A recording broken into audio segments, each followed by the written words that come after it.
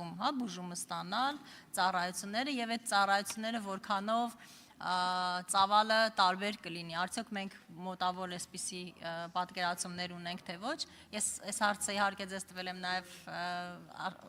ազգային ժողովում բյուջեի քննարկման ժամանակ, բայց օգտվելով առիթից ուզում եմ եւս մեկ անգամ ձեզ ընձեռել այդ հնարավորությունը, որպեսզի խոսեք այդ մասին, շնորհակալ եմ։ Տիկին Բաթյան, շնորհակալություն հարցի համար, հարցին կպատասխանի առողջապահության նախարար Անահիտ Ավանեսյանը, համեցեք տիկին նախարար, խնդրեմ։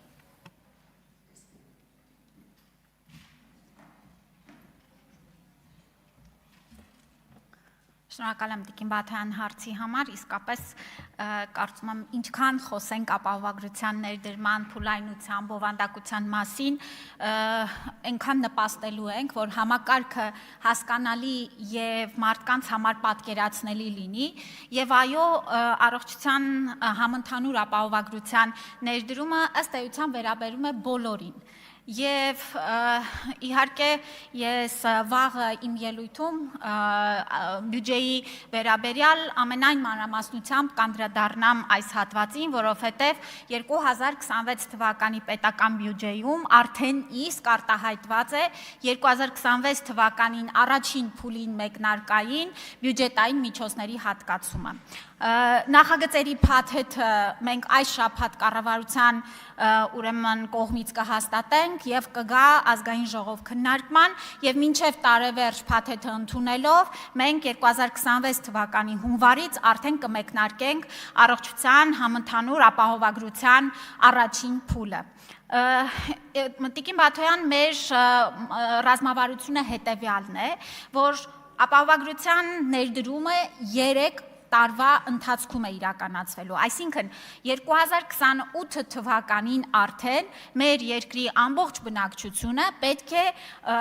դառնա ապահովագրության շահառու, բայց մինչ այդ մենք տարեցտարի ավելացնելով ապահովագրվածների շրջանակը ուրեմն անցում կկատարենք պետպատվերից դեպի ապահովագրություն եւ ինչպես նաեւ հանձնաժողովի քննարկումներին մենք փաստեցինք 26 թվականին դեռ պետպատվերը որպես միջոցառում արտահայտված է պետական բյուջեում եւ բոլոր այն խմբերը, ովքեր որ առաջին կամ երկրորդ տարում դեռ չեն ներառվելու ապահովագրության մեջ, կշարունակեն օգտվել պետական պատվերի իրենց ծառայությունների շրջանակից։ Դուք նշեցիք հաշմանդամներին, ես ասեմ, որ 2026 թվականից առաջին փուլով պետական բյուջեի միջոցներով ներառվող խմբերի մեջ հաշմանդամները եւ սոցիալական անապահովության 28 միավորից ավել ունեցող ընտանիքները եւս ներառվելու են ապահովագրության շրջանակներում եւ սա է պետության նաեւ քաղաքականությունը առաջնահերթ լուծելու մինչեւ 18 տարեկան երեխաների 65+ տարիքի անձանց եւ այս խոցելի խմբերի ապահովագրական խնդիրը հարցը։ Մեզ նշեմ, որ նաև առաջին փուլով կներառվեն 200,000 դրամից ավել աշխատավարձ ստացող անձինք, բայց վաղը եւ երբ որ նախագիծը գա, իհարկե մենք ամենան մանրամասնությամբ դեռ առիթ կունենանք այս մասին խոսելու։ Արձագանք։ Շնորհակալ եմ Տիկին Ավանեսյան եւ որպես արձագանք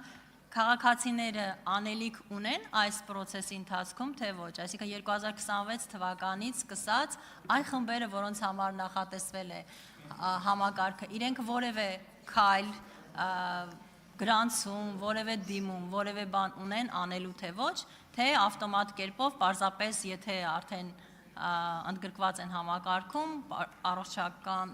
տարբեր խնդիրներ ունենալու դեպքում կդիմեն եւ այլն։ Այս քայլերն եմ ուզում ասել, թե քաղաքացին ինչ պետք է անի 26 թվականից սկսած։ Շնորհակալ եմ։ Տիկին Բաթյան, իհարկե մենք քայլարշավը մանրամասն կետերով կներկայացնենք, բայց նշեմ, որ նախ պետությունը իր մասով ուրեմն թվային միջավայրում փոխգործելիության շրջանակներում կստուգի բոլոր բազային տվյալները եւ անձանց կներառի ապահովագրության համակարգ որպես պոտենցիալ շահառու եւ քաղաքացին ընդունելով այս առաջարկը ապահովագրվելու պետության կողմից կդառնա արդեն ապահովագրության շահառու։